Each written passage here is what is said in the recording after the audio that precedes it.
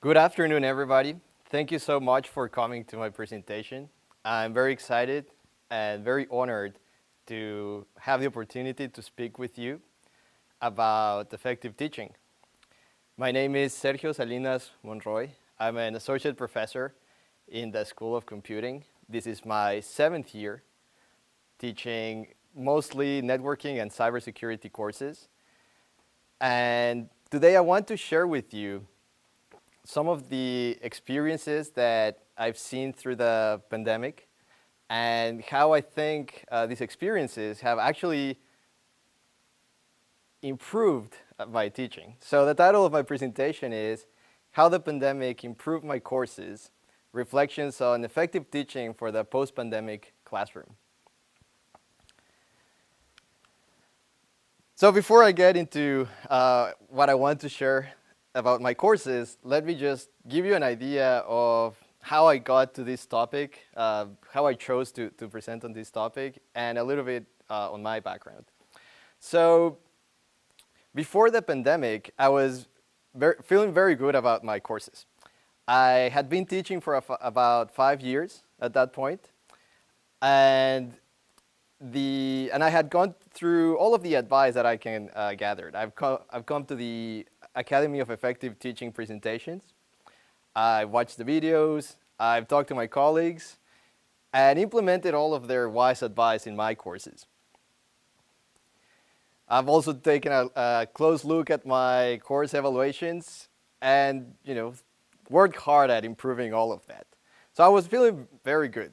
And actually, I think I got the best SPT ever in the history of SPTs. I need to check that fact, but anyways.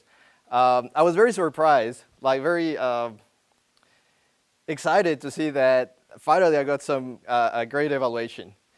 And I was doing everything that I had learned from my colleagues. I was making sure that my first day of classes was strong. I was setting high expectations for the students. I was also including more lab exercises in my courses, which for cybersecurity students, that's very important, right? They want to learn how to hack. So we need to provide those experiences. And I was getting comments saying, yeah, this is even a fun class. So I was like, wow, this is great. I found the recipe that students really click with. And I was even building some good rapport with students. I remember one class, I came early, and I was talking to a student in the front row and asked him about the game. There had been a big basketball game at the Coke Arena the night before. And I asked him, how do you feel about that? And there were some other students in the classroom as well. And I got nothing, right? Crickets. Well, what's going on here? And he turned around and, took a look at his other classmates and then looked back at me and said, we're computer science students. We don't watch sports. And I'm like, okay, well, I still need to work on my rapport with students. And, every class is different, every student is different, and they will have different interests. So anyways, that's just a fun anecdote I had. But then the pandemic came, and it threw a wrench into all of my plans. But I didn't know it at that point. So I was feeling good about my courses. I had sort of found a good recipe that was working. And I really wasn't too worried about that first course evaluation in fall 2020, which was the first full pandemic semester. But, things didn't really go as planned. I got a 58% percentile in the College of Engineering, which is not bad, but, coming from the 94 before the pandemic, I was, well, that's not too bad. And I only had 5 replies from students, that is very surprising because there were 60, 70 students in that course. And, you notice how when you have a good SPTE, you say, okay, yeah, this is great. But when you have a bad SPTE, you start finding things to justify why it's bad, like only 5 students in this case. But anyways. So yeah, didn't go as planned. Students thought it was really hard. I think that was the most difficult class in the history of Wichita State, according to this SPTE, 99%. Again, I need to check that fact. But what really what really bothered me was the student expectation about the retention of the materials. It was low. And you can get low, good, which I don't think is good anyways, very good, or high. And that got me thinking, well, if students don't expect to retain any of my materials, it doesn't matter what the materials are anyways. Even if they're like really good, if they'll forget it when they walk out, well, that's a problem for everybody. What is really what I'm trying to accomplish here in this course, and what is it that students really need and really want to get from my courses?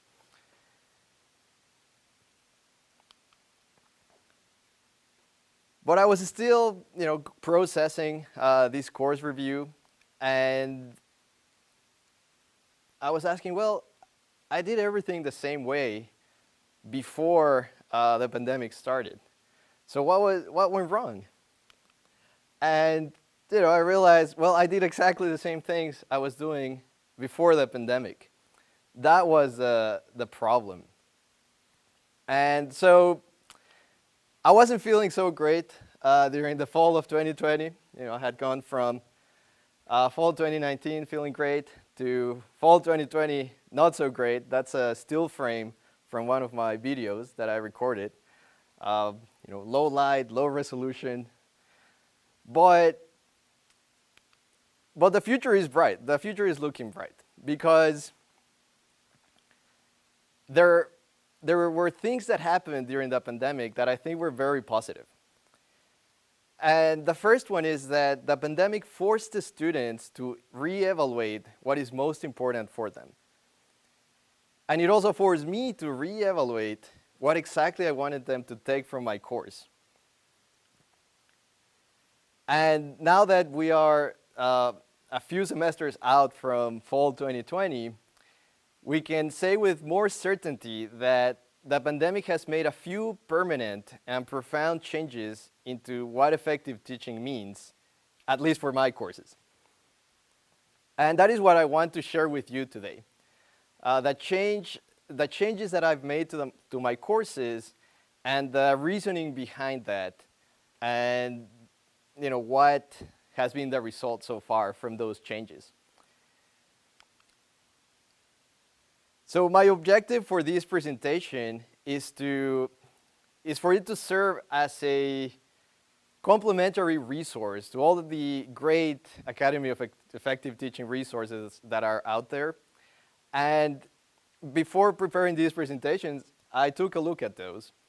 And a spoiler alert, all of those still apply. I don't think any of that has changed. But maybe what is different is how you apply that advice, and still thinking about moving your course forward even after you have implemented a first round of that great advice out there. And hopefully for experienced instructors, this gives you a few things to think about that you may tweak in your courses. So for today, I want to cover a few things. First, I want to talk about my academic context. So what is it that we teach in a cybersecurity course? Then I'll share with you my teaching philosophy and more or less what are the objectives that I want to achieve in my courses. And finally, my reflections on some of the pandemic and post-pandemic effective teaching for lectures, assessments, laboratories, and even leveraging student organizations for your courses.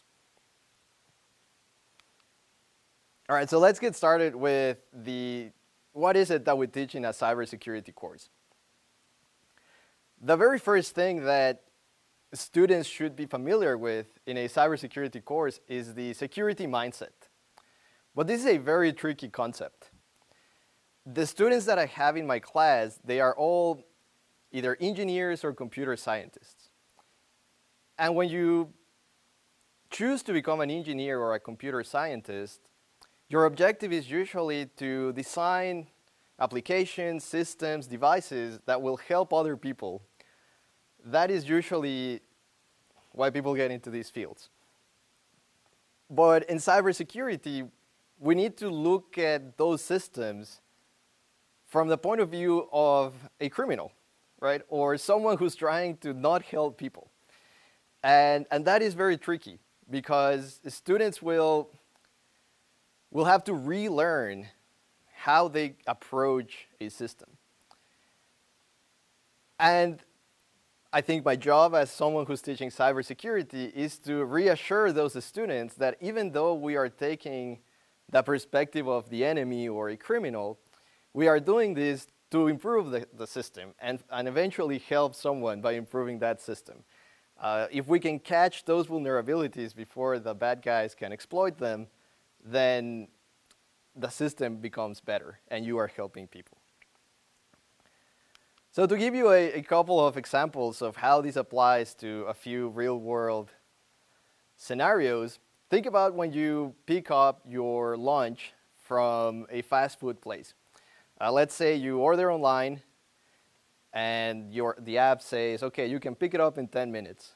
You go down to the counter of that restaurant and you ask for your order. And usually they'll just ask for your name. And that's very efficient, right? The only thing that you need to provide is your name. And that's easy, right? You say your name, you get your lunch. But can you find a way to get a free meal in this scenario? Well, it's pretty easy, right? Let's say you don't have an order. You just go to that restaurant, walk up to the counter, and say, I have an order for John Doe. And they may say, okay, here's an order for John. Take it. And that's it. That's your free meal. Maybe you're unlucky and there wasn't an order for John Doe. Then you can say, well, it's my wife ordered it. Her name is Jane Doe. And they may say, well, there's no one with that name in our order system. And then you can keep trying, and eventually someone will get suspicious. But I bet that you'll probably hit the right name or a name on that list before someone gets suspicious. So that's one system that it's very easy to think about how you can game it someone could game it for their own gain. Another interesting example is the streetlights. Turns out that emergency vehicles have a infrared remote control that sends a signal to the streetlights saying, hey, I'm an emergency vehicle, turn green because I'm on an emergency and I need to cross the intersection quickly. And that's a great system, right? We all want the emergency vehicles to go faster, to get to the emergency as quick as possible. But can you think about a way that you can speed up your commute by using this same system that the emergency vehicles use? And that is what the security mindset means, looking at these systems and figuring out how someone can abuse them. So it turns out that many people have been caught with either with devices that mimic these emergency vehicle remote controllers. So many people have been caught by police basically turning the lights as they go through the street. So they have a short commute compared to everybody else, and they found a flaw in the system, but that's certainly not how this system was intended to be used. And it's the job of cybersecurity professionals to highlight these types of issues so that they can be addressed before someone abuses them. These two examples are relatively benign, but there's lots of examples where more serious consequences can happen. We've seen attacks against water systems. There's some water systems that have floodgates controlled by wireless signals. And this happened, a few years ago in Australia. Someone opened the floodgates of a water treatment plant and flooded a park. We also, when insulin pumps, wireless insulin pumps first came out, several security researchers showed how someone could essentially just stand nearby to that patient and manipulate how much insulin was being injected into that patient. When smart cars first came out, again, this was several years ago, there was a security researcher who claimed they could compromise any vehicle of a certain brand in the US. So they called a reporter, and the reporter took them on the offer. He went and rented a car, and the security researchers turned off the car while he was driving down the highway. The next picture you see there, that's someone who joined a Zoom meeting that didn't have a password and just put on a mask and just was trying to bother people. And finally, you can see a smartwatch compromised with ransomware. So basically, you need to pay the hackers some amount of money before they can unlock your watch so you can keep using it. So this is, I just want to give you a sense of what is the challenge that students go through in my class, where instead of trying to design, for example, an insulin pump that will help people with diabetes, you need to think about how you can do the opposite. So that you can accomplish your original objective of helping diabetes patients. So that's the security mindset. On top of that, students also need to know their domain. They need to have domain-specific expertise. And that can range from operating systems. It's not the same trying to protect Linux than it is to protect a Mac computer. CPU architectures, we have Intel, we have ARM chips.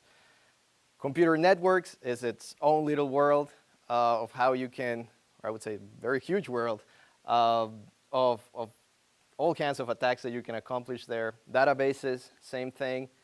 And within each of these domains, you have industries, right? So every industry that uses all of these technologies will have a different demands and different kinds of vulnerabilities. And we also want students not only to have the security mindset, have domain expertise, but also be able to apply these in a real-world scenario, right? So we want cybersecurity professionals need to be able to configure a firewall. They need to be able to look at a log file and figure out what is the attack. So we have these three main areas that cybersecurity students need to learn: security mindset, a domain-specific knowledge, and then the ability to implement attacks and countermeasures in real-world systems. So that's a lot. That's a lot of things to cover in a class. We also, at least in my classes, students are very diverse in both their academic backgrounds and also their life backgrounds. I have students who are graduate and undergraduate. I have students from all over the world. Maybe half of the students in my classes are international students. I also get students who come from computer science, computer engineering, and electrical engineering. And each student will have a different objective of what they want to do after they graduate. And I think that my courses should serve all of them. They should be able to accommodate all of their needs, and be able to prepare them for whatever it is that they want to do after they take my class. Now, on top of that, we also have the sort of like the other side of the coin, which is the employers. The employers want cybersecurity professionals who can do all of that and who have leadership and teamwork skills. So now you're thinking, well, how can you even teach all of that in a class? Well, the answer is that you probably can't. That's too much. So nevertheless, I do aim to provide students with the opportunity to develop all of those skills. So here's my teaching philosophy. I think that my classes should prepare students to have the required knowledge, skills, and abilities to succeed as cybersecurity professionals. And to do that, we need to provide them with learning opportunities where they can develop and practice their skills, learning opportunities that accommodate students from diverse backgrounds, and showing empathy to students and assuming that they are acting in good faith.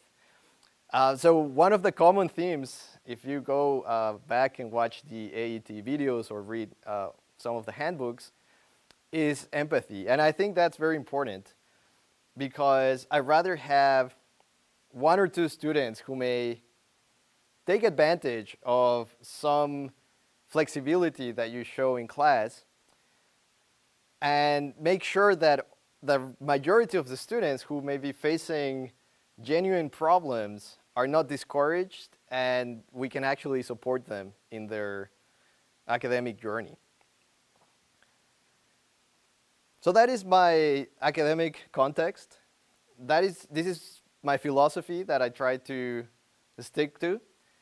And now I'll share with you what my reflections are on lectures, assessments, and student organizations for courses in this period where we're sort of past the pandemic, but in some ways we're not past completely. And some of these may be permanent. And it's important that we think about it and take the lessons that we have learned in the past few semesters to improve our courses. And the overarching theme that I have for all of these reflections is that the pandemic forced me to reevaluate everything. And as I go through these reflections, I kind of just go through, what is the purpose of these? Why do we even have it? And do we really even need it? So the first is lectures. And if you look up papers on, what is the most effective teaching method, lectures are at the bottom of that. If your course is simply lectures and then exams, there's a lot of other things you can do to improve the experience of the students. And this could be flipped classrooms, active learning methods, there's many of those. But as you get into more effective methods of teaching, it gets harder to implement as an instructor. So the question is, if we had to start over, would we have lectures? Because that's really sort of what happened during the pandemic. We were told, okay, you can't come to class, you can't be in the same room as the students, which in my case was what I was doing most of the time, was just lecturing the students during the class time. And that got me thinking, well, if I had to start over, I probably wouldn't have lectures, or that wouldn't be the central part of my class, lectures. So that's on one hand. On the other hand, I thought more about it and concluded that, well, we still need lectures. We still need to somehow convey some materials to the students so that they can then engage in active learning by themselves, or collaborating with other students. So if we are going to do lectures, then we also need to consider those diverse backgrounds. And students learn in different ways. Some students may prefer to read. Some students may prefer to even just not look at a screen and just have audio. And that's something I didn't explore, just, I don't know, a podcast for my class. But, it's something that I was doing, just looking at all the possible options and seeing what would be the best option and what would be something feasible to do. So here's a quick graph, sort of like a timeline of what I was doing before the pandemic and after the pandemic occurred or started. So I started, when I first started teaching here at Wichita State, I would just have slides and I would go through the slides. And I could see the student faces and how bored they were past 20 minutes. That's it, right? After 20 minutes, I don't think you can hold students' attention for that much longer. So then I decided to mix it up with homework problems, where I would ask the students to come up and solve parts of the homework problems, help each other, and that was a little bit better. And then the pandemic happened, and I switched completely to pre-recorded videos for everything, lectures, homework assignments, labs, and now I also included some in-person sessions where I have just for question and answer, like just come to the class, and we'll go over anything you want to go over. So this is more or less my rating of these approaches. So PowerPoint presentation only, that's not great. Even having homeworks mixed in the class, that wasn't great either. And this is based on my talking to students and the course evaluations. So what has really worked was those pre-recorded videos. Those pre-recorded videos had been very useful for students because they can watch it once, and then when they have to go through the homework, they can watch it again, but now with a different perspective after they've read the homework problems. And the in-person Q&A sessions, those are hit and miss. I think they need a lot of structure and not just, hey, what are your questions? So I'm still working on those. But I want to get a little bit deeper into how I made those pre-recorded lectures and pre-recorded homework demonstrations and hands-on exercises demonstrations. So my first question was, well, I was in this mindset of, do we really need lectures? Because there are videos out there on the internet. You can get on YouTube, you can get on TikTok, and you can get cybersecurity videos. And I thought, well, some of them are very intricate videos, and they have a lot of production, and I can't do that in my classes. So could those be better for the students than me recording videos? That's a question that I seriously considered. So I dug a little bit deeper, and turns out that the attention span on average of all human beings is no longer than maybe 20 minutes. And that's if someone is super excited about the topic. So a traditional lecture and a recording of that lecture is well beyond that. But if you compare that to YouTube videos or TikTok videos, they're really short, right? Maybe no more than 10 or 15 minutes. If you do a lecture and then you just record it, you're going to make a lot of mistakes. And if that's the source of truth that the students have for the topics in your class, then that's not great either. So then you compare that to YouTube and TikTok videos. They are heavily edited. They say exactly what they need to say in a very short amount of time. And finally, they're very easy to search, right? So if a student is going over your homework and finds a topic that they're not familiar with, or they want to talk more, or they want to learn more about, they can just go to Google, type it in the search bar, and boom, that's it, right? They have it there. And if you're just uploading the whole lecture from your video, the whole video from your lecture, then you're going to have several topics in there.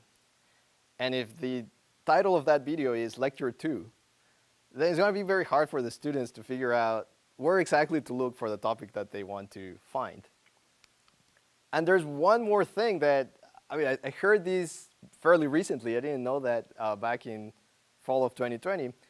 Turns out that Google says that most young people, or Gen Xers, prefer TikTok as their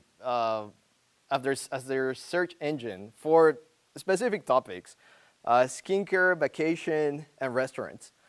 So I don't know what's their preference for academic content, but there's a possibility that many of them like to just watch videos instead of reading or listening to something. So these are all things that I considered, and this is what I settled on. I settled on having videos that addressed as few topics as possible. Again, this is standard practice if you look at how online courses are designed. But while doing this, it really made me think about what exactly to put on those videos. Because now a video that's all the students are getting during the pandemic, right? So if you're not meeting with them, that's the source of truth for that course.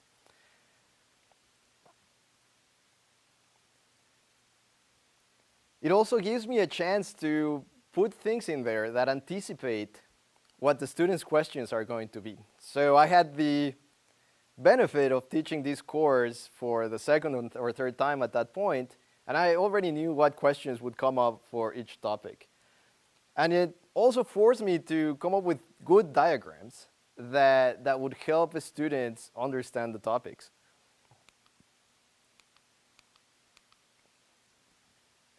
But there are still some challenges there. Getting high quality video is not that easy. You really need to spend some time setting up your environment to get a good high quality audio and not look like you're not doing so great during the pandemic there with low lighting and low resolution. And also that you don't get the feedback from students. And all they get from you is that video stream of you in that little corner. So these are my 3 takeaways for post-pandemic lectures. If you're going for live lectures, prepare for them as if they were recorded lectures. So getting into that mindset of preparing a recorded lecture greatly improved my lectures. So I'm still doing online lectures. I still re-record some of these videos. And I haven't had a chance to really go back to the classroom because the size of my classes mainly. But if I had to do a live lecture, I would prepare for it as if it were a recorded lecture. Also, students will expect to have recorded materials. They will expect to have those videos so that when they are going through the materials on their own, they can rely on something besides their notes.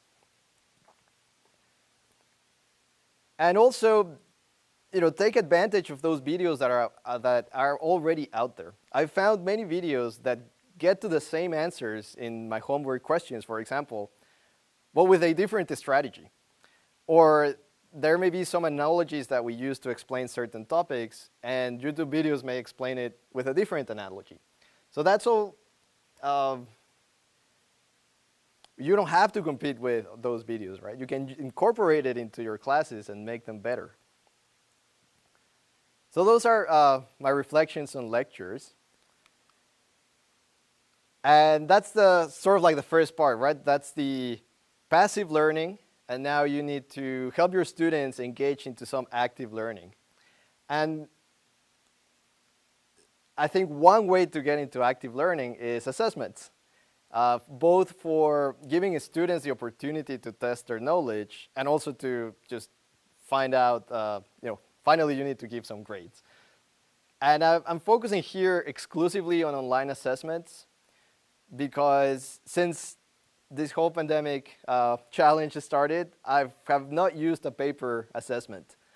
I've moved entirely online, and that's because, like you saw in that picture, sometimes it's just too much hassle to carry papers around.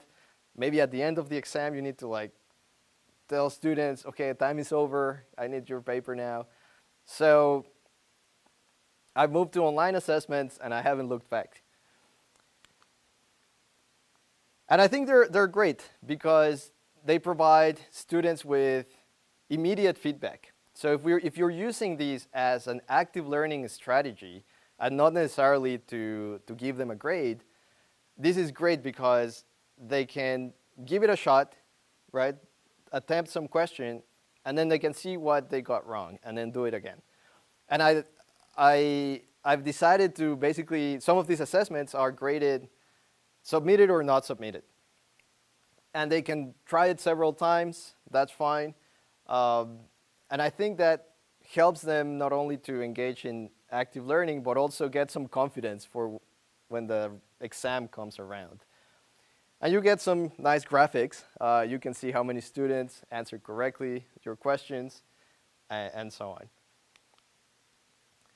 But then, once you actually need that assessment to serve as a tool for you to grade the student, the question becomes, how are you going to make sure that this exam is fair for all the students, and you're going to have to proctor them in some way?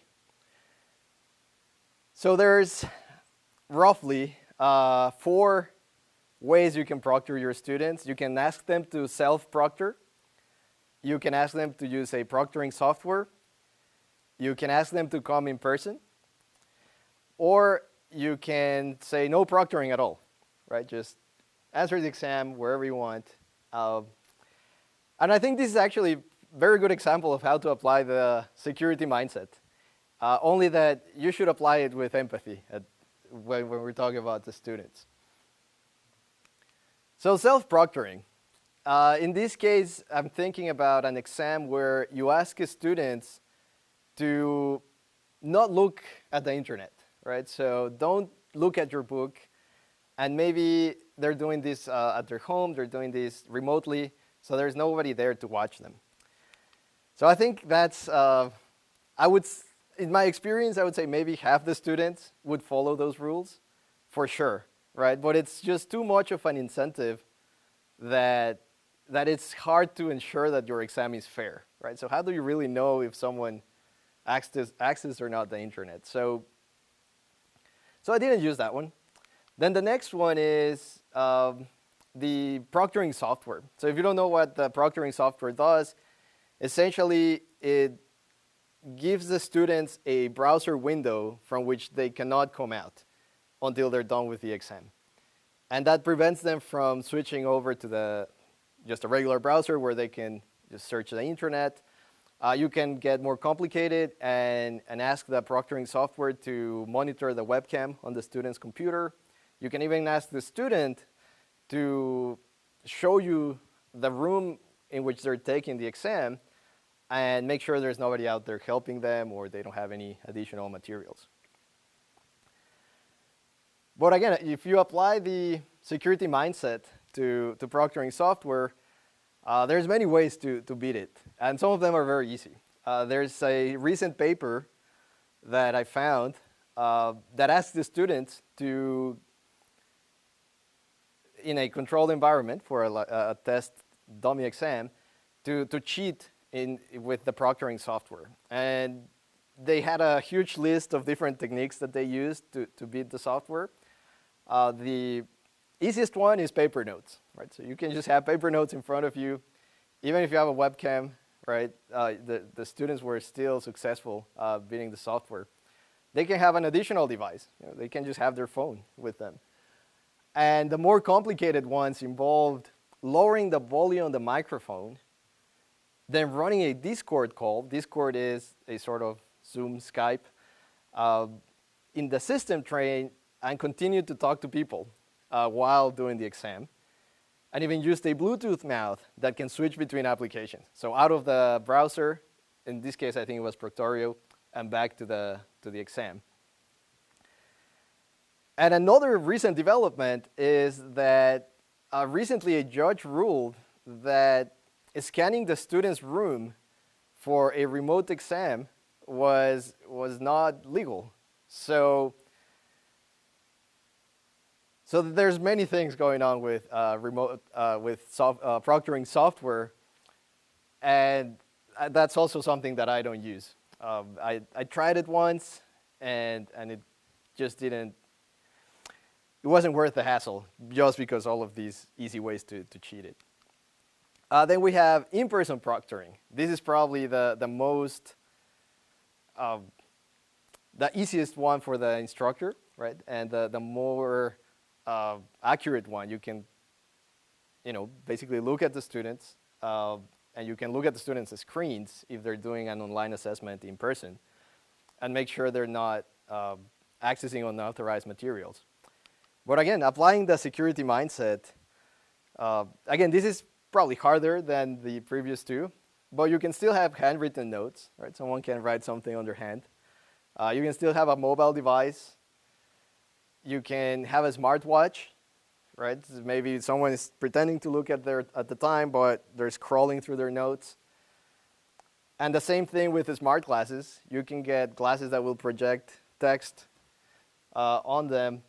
And maybe in the future, we'll have contact lenses that do that. So again, I think this is probably the best proctoring you can get in person, but there's still some close attention you need to have to make sure that the students aren't accessing unauthorized material.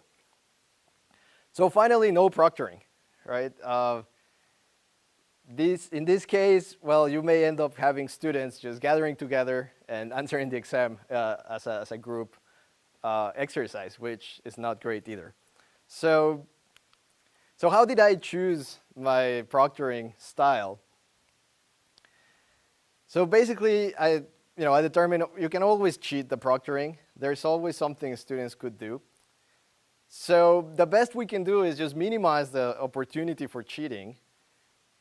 But we should always keep in mind the student's privacy and dignity. You can get a very sophisticated setup of cameras in a student's room, but I don't want to do that. I don't want the students to have to do that. And it should be practical for the instructor. So the more complicated the proctoring is for the student, it's also more complicated for the instructor, because then you need to make sure everybody's systems are working. So that, again, kind of pushed me back to the drawing board to think about what is it that I really want to assess with these online assessments. And my main priority is to assess their knowledge, skills, and abilities, right? This triangle that I have here on how they can apply the security mindset, how can they apply countermeasures, and what is their domain expertise. And ideally, this would be in realistic scenarios. And in a realistic scenario, you have access to reference materials. You don't have to pretend like Google doesn't exist or like Wikipedia doesn't exist. So I settled on exams where I give questions that assume that the student will have access to the internet.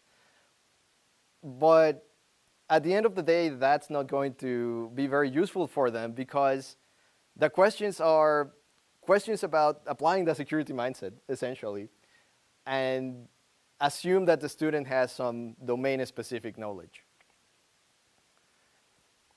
So my 3 takeaways for proctoring in a post-pandemic classroom are: first, the proctoring will be easier on you if you have few restrictions. So if you have few restrictions, there are few things to check.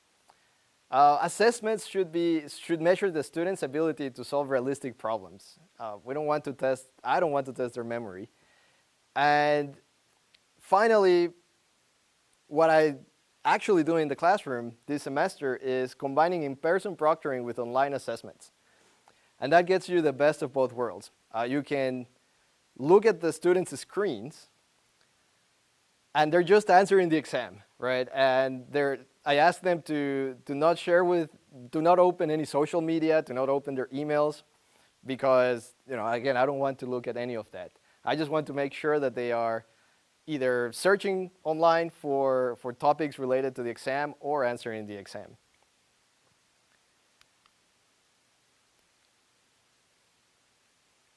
So so we've talked about lectures, we talked about assessments, and then the last part is providing opportunities for developing and practicing skills. This is a very time-consuming part for the student. This is where they really need to sit down and spend maybe hours just going through these labs and engaging in that back and forth, usually with a computer, right, a computer system, and trying different things and see what works with, not just randomly, but with that information that hopefully they acquired from your lectures. And this is the fun part. This is the fun part for students, especially in a cybersecurity class, because this is where you can do some real hacking. You can go through the steps that an attacker would do to compromise a system, and just replicating those steps is, at least for me, is very rewarding, and that's really fun. So this is where I want all students to, this is where I want all my class to kind of lead to, right? This fun part, like once you've learned everything, now you can go out and have fun. So to give you a quick example, we have a password cracking laboratory. What this means is that we pretend that an attacker hacked into a system and stole a file in that system that has the passwords. But because we know that can happen, we don't store the passwords just as the users would enter them. We store the passwords in something called the hash value, which essentially takes the password as the users would enter it, and then converts it into this random number from which, just looking at that random number, you shouldn't be able to find the actual password. But it turns out that the most common passwords are very, very easy to guess. So here's a ranking of the most common passwords from 2011 to 2017, and I don't think it has changed much since then. So this is just the top 10, but there's lists of passwords. And all you have to do is go through those lists until you can guess the right one. And if your list didn't have the password that you were looking for, then there's ways to automate the generation of an additional list based on your previous list that will have more guesses. And so maybe it will add a number at the end of one of the passwords, or maybe it will add uppercase and a lowercase and so on. So I think this is one of the most exciting labs in one of my courses, because the students really get to do exactly what cyber criminals are doing out there, and they get to know why is it important to use secure methods of storing the passwords and how to prevent these kinds of attacks.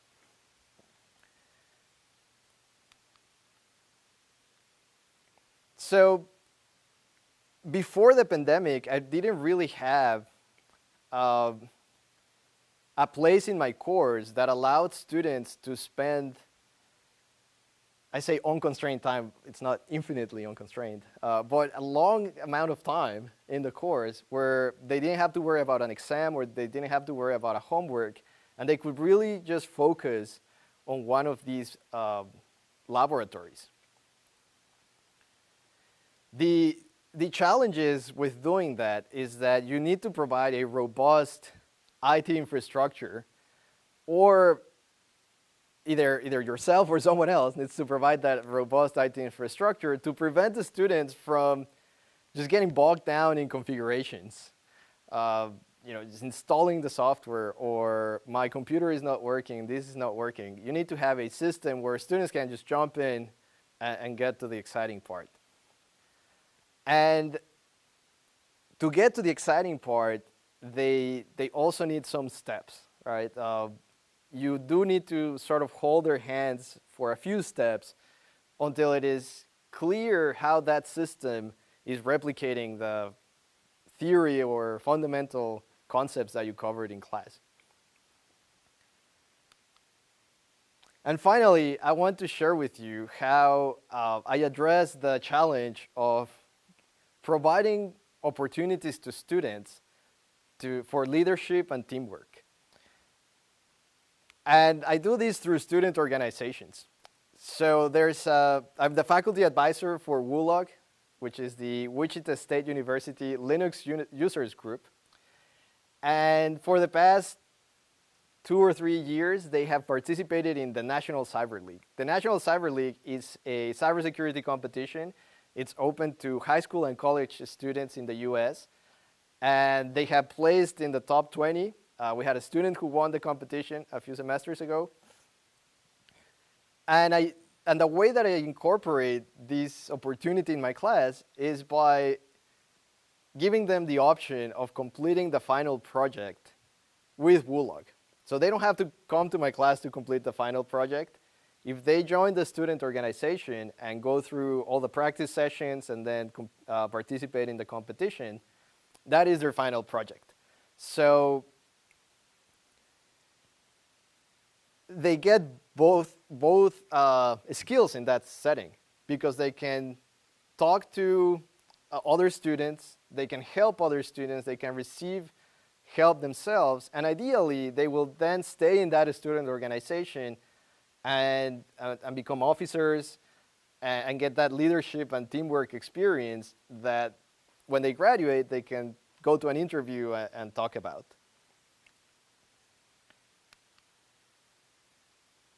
And I have some final thoughts for the post-pandemic classroom. I think the most important thing that I've learned from going through this experience is that we need to reevaluate what exactly we are doing in the classroom and what are our objectives, and make sure that what we are doing is aligned to those objectives. The pandemic was sort of like a shock that forced us to do that. But going forward, seeing the benefits of what the changes were, I think it's important to remain flexible and keep reevaluating what we're doing, and hopefully, in a more manageable timeline, we can make those adjustments. And something that I hope it was clear through the presentation is that I provide as much detail as possible to the students about what the concepts are and what they should be doing, and not assume that students will know what they need to be doing. And I think that's very important to accommodate students from diverse populations. When I first started, I would say, okay, there's the materials. The students should be able to find them. The students should be able to figure out where they are. And in reality, that may not be true. And again, just reevaluating what I want them to learn. I don't want them to learn how to navigate Blackboard or Microsoft Teams. That should be seamless, right? I want them to learn the security mindset. So giving them as much structure as possible so that they can focus on what I really want them to learn, I think that's important for accommodating diverse populations. And things that I would like to do in the future is implement evidence-based teaching methods in my courses. So there's, over the past few years, there's been a surge of cybersecurity education results that are interesting and could help my courses. It'd be interesting to implement them and see what are the outcomes.